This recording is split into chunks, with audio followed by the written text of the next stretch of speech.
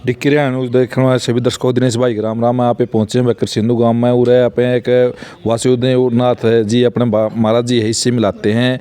वो 6 मंथ की उम्र में ही बाबा जी बन चुके थे। वो उसके परिवार ने आश्रम में चढ़ा दिया था।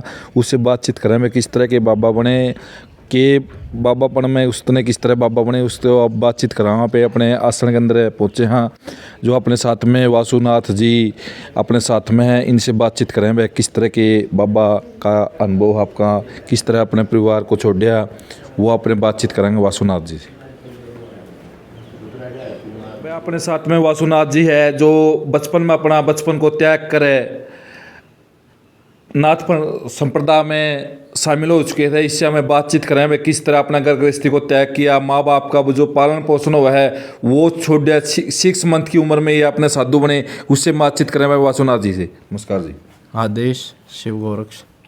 क्या नाम है सर महाराज जी आपका?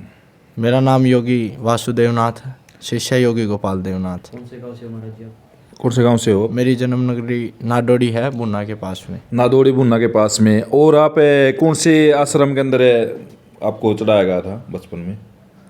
मैं बचपन में हमारे जो सिद्ध मूर्तियाँ हुई हैं बाबा छोटू नाथ जी महाराज और भी कई सिद्ध मूर्तियाँ हुई है तो हमारे बाबा छोटू नाथ जी की मानता है पुरानी। जो आपके छोटू नाथ जी की मानता है, आपके माता पिता ने छोटू नाथ जी के चरणों में आपको चढ़ा दिया था जी। कि उस समय आपकी कितनी उम्र थी? उस समय मेरी उम्र लगभग होगी भाई 6-7 महीने का, 8 महीने का। 6-7 महीने का। आपने जो माँ बाप के कितने बहन भाई हो आप? हम 2 बहन 2 भाई। 2 बहन 2 भाई। आपसे अलग है जो आपके चढ़ाने के बाद बच्चे? मेरे से अलग 3 हैं। 3 हैं, 2 भाई और 1 बहन। एक भाई और 2 बहन। अच्छा, 1 भाई और 2 बहन। क्या ये महाराज जी जो आप आश्रम में चढ़ाए गए थे 6 मंथ की उम्र में, तो आपके पिताजी ने इस तरह का वरदान लिया था कि भाई आपको भाई हमें अगर हमें बच्चा इस तरह मिल जाएगा तो हमें आपको एक बच्चा इस आश्रम में दे देंगे? हमारे पारिवारिक में पीछे से ही ये पीढ़ियाँ चलती आ रही है भाई, एक साधु बनता ही बनता है। अच्छा, आपके जो परिवार में हैं वो हमारे साथ में जो शुरू से ही है दादे परदादे आपके एक साधु बनते आ रहे हैं। एक बनता अगर 2 परिवार में 2 बच्चे पैदा होते हैं तो एक बच्चा आप साधु बनाते हो इस तरह? अपने आप बन जाएगा, नहीं बनाएंगे तो अपने आप बन जाएगा। अच्छा, बनाने की प्रक्रिया ही आपके परिवार में चलती आ रही है। बिल्कुल। तो आप जो साधु बने इसकी अवस्था को कैसे महसूस कर रहे हो? इसकी अवस्था बहुत अच्छी महसूस कर रहे हैं, आनंद ले रहे हैं फकीरी में। जो फकीरी में आनंद ले रहे हो, जो उम्र है, जो आपकी उम्र है, कितनी उम्र होगी? मेरी एज 20 साल की होगी।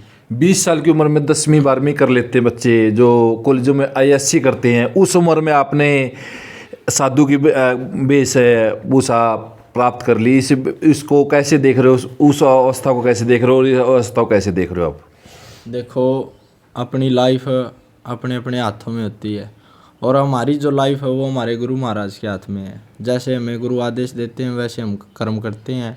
तप का लगाओ या फिर पढ़ाई वगैरह लगाओ, कुछ भी जो आदेश होंगे उनके आदेश अनुसार हम काम आप करते ये जैसे 20 साल से साधु बने हो, आपने कितने प्रकार की तपस्या कर ली? मैंने 4 तरह की तपस्या की है।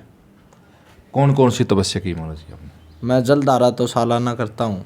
अच्छा, जलधारा करते हो। और किस टाइप की है? खड़ी तपस्या है जैसे? खड़ी तपस्या वगैरह भी मैंने की है पहले, और दोनों की तपस्या भी की और भूमि तपस्या भी की है, जो ज़मीन में इतना इतना गर्दन बार रहने।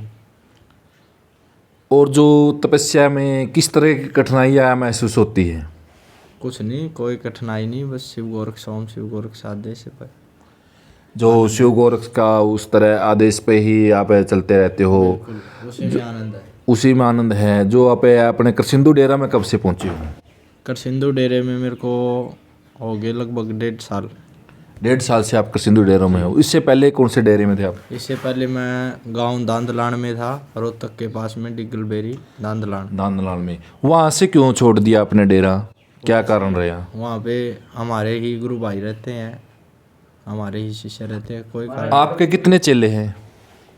मेरे हो गए चेले तो कोई गिनती भी को नहीं होगी। नहीं, जिसके आपने कान पैर रखे हैं, वैसे चेले तो सारा अपना संसार है, अपना जो गुरु बन जाता है उसका सारा संसार ही चेला हो जाता है।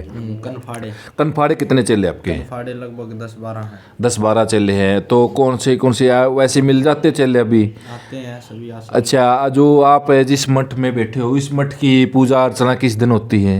इस मठ की पूजा अर्चना रविवार के दिन होती है। किस तरह की पूजा होती है, क्या क्या चढ़ता है पूजा में? पूजा में तो श्रद्धालु जैसे कि किसी के गाय भैंस ब्याह की तो पहले दूध ही चढ़ता है। क्या आपको माता पिता की किस तरह की याद आती है? ना कोई याद नहीं। भाई, कभी रास्ते में माता पिता का दर्शन हुए, भाई बहन के दर्शन हुए हो? वैसे तो देखो सभी भंडारे में भी आते हैं, पारिवारिक भी आते हैं, भंडारे में मेले ठेले लगाते हैं। जब आप यहाँ मेला लगता है, आप जो जिस समय आप करसिंधु डेरा के अंदर पहुँचे हो और रह रहे हो यहाँ से 1.5-2 साल से, यहाँ डेरा लगता में जो मेला लगता है, किस दिन मेला लगता है यहाँ करसिंधु में? यहाँ हम तपस्या सालाना में करते हैं, फरवरी के दिन। फरवरी के महीने में आप तपस्या करते हो सालाना। तो उस समय परिवार के सदस्य आपके पास आते हैं? हाँ आते हैं बिल्कुल। तो आपका मन नहीं उठता कभी भी मैं घर पे चला जाऊं? मन क्यों उठेगा जब बचपन से साथ। नहीं, माँ बाप की तड़पना ऐसी होती है कि मैं इस बेटे को मैं गलती से चढ़ा दिया, मैं घर पे ले जाना चाहूँ, इस तरह का मन उठा हो माँ बाप का? ऐसा कुछ नहीं है। कई बार ऐसा होता है जिसके एक लड़का होता है तो वो एक्सपायर हो जाए या कोई गंदे बैल में बढ़ के एक्सीडेंट द्वारा किसी भी द्वारा उसकी मृत्यु हो जाए तो भी वो सब्र करते हैं, लेकिन मैं तो जिंदा। हमारे युवाओं को आप साधु बनने और अवस्था को किस तरह से संदेश देंगे आप? साधु बनने के लिए तो देखो ये कर्मों की फकीरी है। फकीर बनना भी सबका बस की बात नहीं है। जो आजकल के साधु है जो गलियों में शराब पी के घूम रहे, उनको आप किस तरह क्या बोलेंगे? उनको साधु बोलोगे, क्या बोलोगे उनको? देखो साधु रूप राम का उस है और राम के रूप में रावण भी मिल जाएंगे भाई, क्योंकि भगमा तो रावण ने भी धारण किया था। ऐसा भी नहीं है राम ने ही भगमा पहना था। कई तरह के हैं जो गृहस्थी होते हैं, गृहस्थी लोग हैं ये जिन्होंने खाने कमाने का ढंग बना रखा है। वो अपने भगमा पैर के सांझ न मांग लिया हुआ है, फिर दारू पी के वहाँ लौट जावा है, घर जावा है, फिर अपना रोटी पानी खाओ। आपने जैसे अपने रेलवे स्टेशनों पे देखे हैं बेशराबी अबाबी सब तरह के बाबे हैं, तो उन बाबों से आप जैसे भगमा बाणा है इसको सुंदर रूप बोला करते, भाई भगवान का रूप बोला करते, तो उस भगमा को आज कलंकित कर दिया। आप हमारे चैनल के माध्यम से भगमा वालों को क्या संदेश देंगे? भगमा वस्त्र तो एक ऐसी चीज़ है, देखो भगमा रंगाने से कोई साधु नहीं बनता पहला नंबर, या भगमा पहनने से भी कोई साधु नहीं बनता। पंडित जी ने कहा है कि जिसने नहीं योग क्रिया का ज्ञान नफा के कान पड़ाने तय। जिसको योग और क्रिया का ज्ञान नहीं है तो वो चाहे भगमा पहन लो या फिर भगमे से ओढ़ के चादर भी सो जाओ तो जैसे कई बार भगमा ऐसे पहन लेते लोग है कि वह ईब तो भगमा पहन लिया घंटा पहले, तो घंटा पछा वो सफ़ेद अवस्था में आ जाता है। जैसे जो अपने पारिवारिक कपड़े होते हैं उस अवस्था में उन बाबों को क्या कहेंगे आप? बाबा कहेंगे या नाथ संप्रदाय को क्या भाई कलंक है वो? देखो हमारे बेख 12 पंथ में नाथ संप्रदाय के योगी हैं, जो 12 पंथ है हमारे गोरक्षनाथ जियों के, और हमारे जो नाथ संप्रदाय के साधुओं के पहचान मिलेगी आपको। अगर दर्शनी है तो उसके कानों में कुंडल मिलेंगे, अगर ओगड़ है तो उसका जनेऊ मिलेगा। आप कौन सी उसमें ओगड़ में हो या उसमें हो? मैं दर्शनी में हूँ। दर्शनी में हो आप? हाँ। ओगड़ अवस्था को किस तरह देख रहे हो? ओगड़ अवस्था होती है जिसके कानों में चिरा नहीं लगता। महायोगी गोरक्षनाथ जी महाराज ने सबसे पहले राजा भर्तृहरि को योग का ज्ञान दिया था, उसके चीरा लगाया था कानों में, तब दर्शनी पहचान बनी थी। एक दर्शनी यानी कि शून्य। हमारे नाथ संप्रदाय के कुंडल होते हैं जो शून्य होते हैं, शून्य में ओमकार होता है। अगर हम शून्य बिंदु में चल जाएं तो परमात्मा की प्राप्ति ऑटोमेटिक कर लेंगे। जो आज के साधु बने हुए हैं उनको आप किस तरह देख रहे हैं? जैसे आसाराम है, रामपाल है, इस तरह के इन साधुओं को आप के साधु बोलोगे या वैसे फकीरी पे कलंक है वो? देखो गोरक्षनाथ जी की जो महा अजब माया है उसके प्रति हमारा तो यही भावना है कि नाथ संप्रदाय से बड़ी चीज़ कोई भी नहीं है आज के समय में।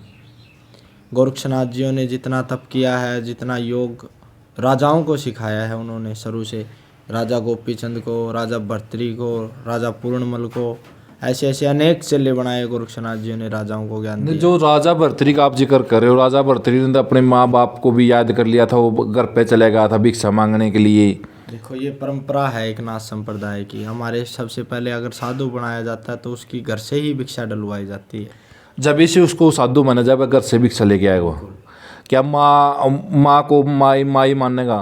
बिल्कुल, उसने अपनी घरवाली को माँ ही मान के भिक्षा गलवा। एक है गुरु महाराज ने लिखे हैं, गोरक्षनाथ जी ने लिखे हैं। नहीं, बहन को तो भाई हर समय याद आते हैं, तो आप जैसे उसकी बहन को भाई जिस समय याद आओ, आप उस समय पहुंच जाते हो बहन के पास? नहीं, ऐसा कुछ नहीं है, मैं कहीं नहीं जाता। सिर्फ हमारी तो एक माँ को छोड़ के देश की माएँ बनाई हैं। सबसे पहला तो ये, एक दो बहनों को छोड़ के देश की बहन बेटी हमारी है। हमें क्यों याद आएगी? एक छोटे ही परिवार को छोड़ के हमने पूरे संसार को परिवार बनाया है, तो गोरक्षनाथ जी की माया है ना। भाई हमारे साथ में थे वासुनाथ जी, जो 6 अवस्था में, जो 6 मंथ की अवस्था में साधु बन चुके थे। इनसे हमने बातचीत करी, वे किस तरह साधु बने, किस तरह ने परिवार को त्याग गया।